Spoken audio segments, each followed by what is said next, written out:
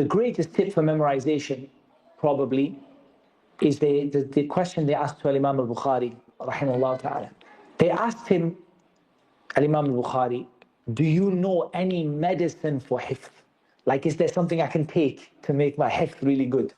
Like a medicine or a herb or a food that will make my hifz really good. He said, I don't know anything except lots of looking at the thing that you're memorizing.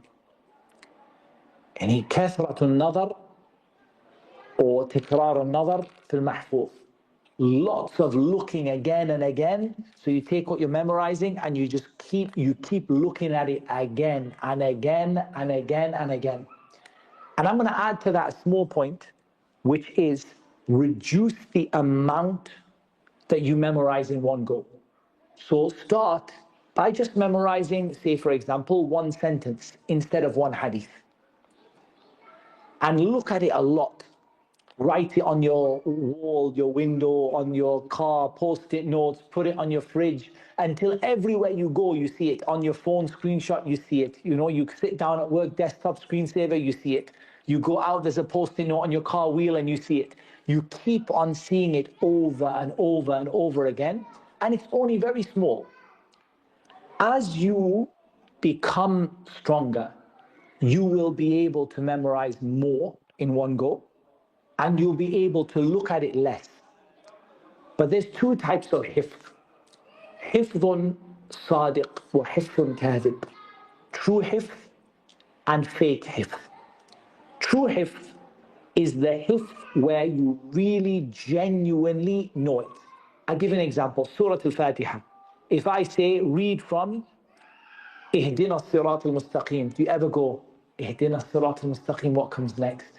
Ihdina as-sirat. 1 second. Ihdina as-sirat. I'm nearly there. No, never. It's instant. Ihdina as-sirat al-mustaqim, sirat alladhina an'amta alayhim. You like straight away it comes. You don't even have a second. This is true hifz. But if I ask you, for example, something that you heard one time, but it's kind of sort of there and it's a bit not there, this is what we call fake hifz. The problem is the fake hifz comes quick. It's quite quick. Like, for example, let's do a quick test. Okay. You mentioned there's a time for everything, deen and dunya, with regard to the youth who has a choice between seeking knowledge. You mentioned that there's a time for everything with regard to the youth that's seeking knowledge. More or less, I did it. Missed a word or something. Like, now ask me again. You asked with regard to the deen, dunya, and the youth that's... That's what we call fake hifz.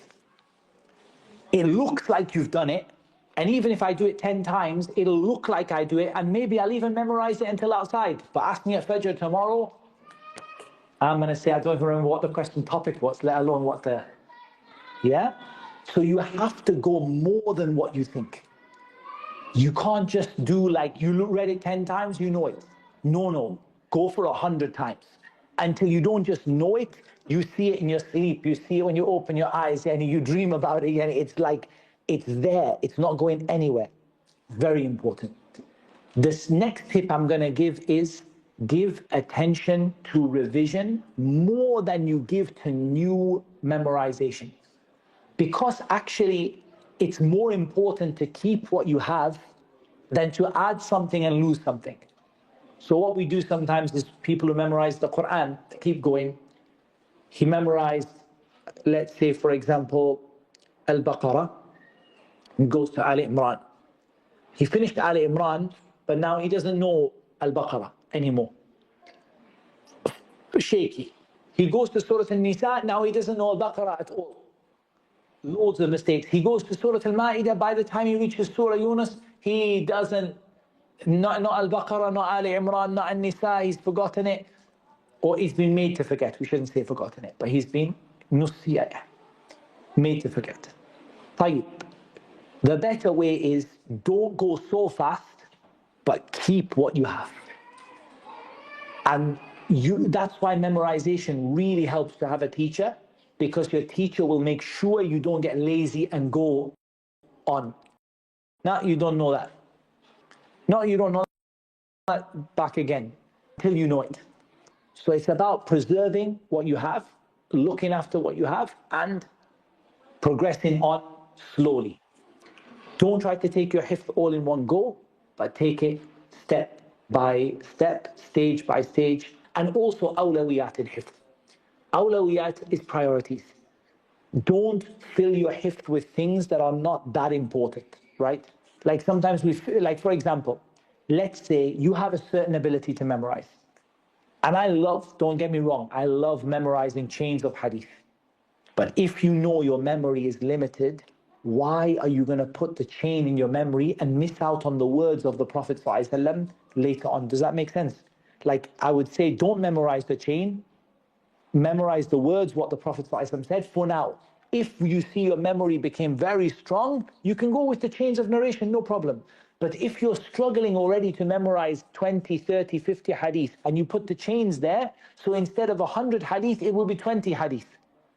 Or instead of 1,000 hadith, it will be 200 hadith. Because you're filling it with things you don't strictly need at this moment in time.